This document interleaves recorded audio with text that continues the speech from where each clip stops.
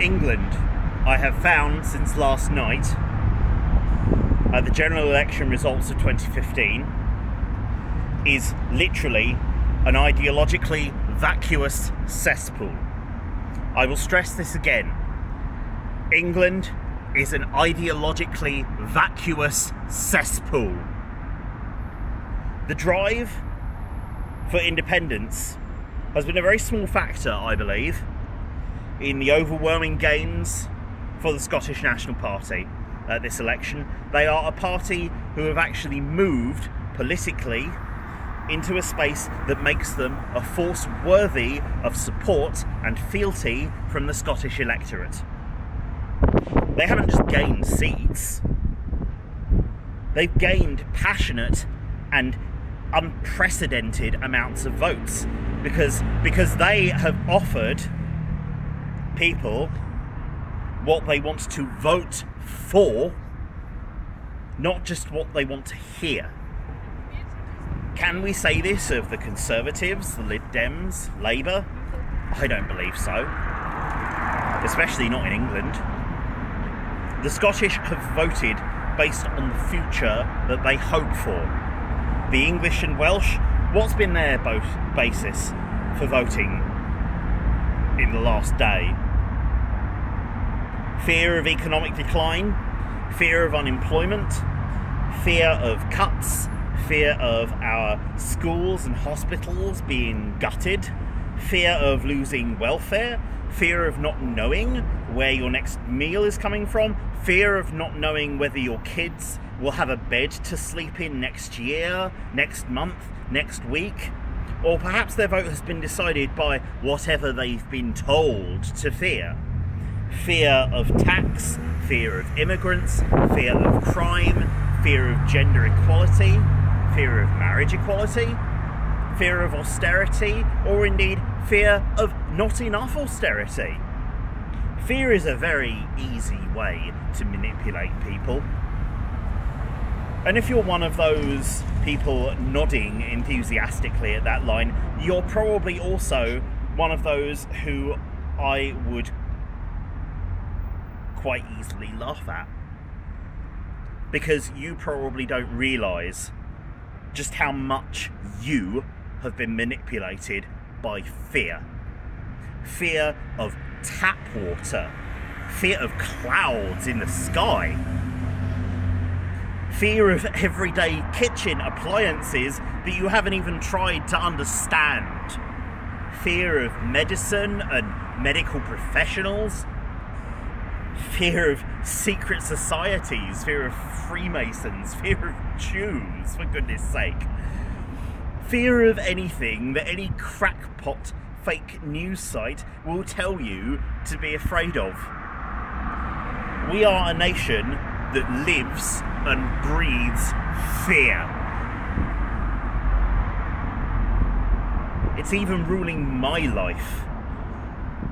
Fear is ruling my life in ways I absolutely loathe.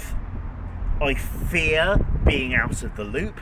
I fear the inability of others to be better informed. I fear the prospect of losing friends over simple misunderstandings. I fear the way that this cold, neurotypical society and world treats people like myself who are on the autistic spectrum or have similar disabilities. I fear even the dreaded task of going outside beyond the confines of my own fucking flat because of how much I might get catcalled, harassed, and even photographed without permission and with utter disrespect from those cloying sycophants. Cloying sycophants who mostly are white English, I should note, who wish I was some automaton modelled on a political eccentric who they hold up in drooling awe from those magnanimous idiots who can't even spell the word sincerity, much as display any of it in public. from this nation, from this people, from this England. A nation of people I am no longer even remotely proud of. Because okay, some of those fears I can't really blame people for. And some of those fears would sway even the bravest Stoics among us. But what does England do with those fears? It wears them.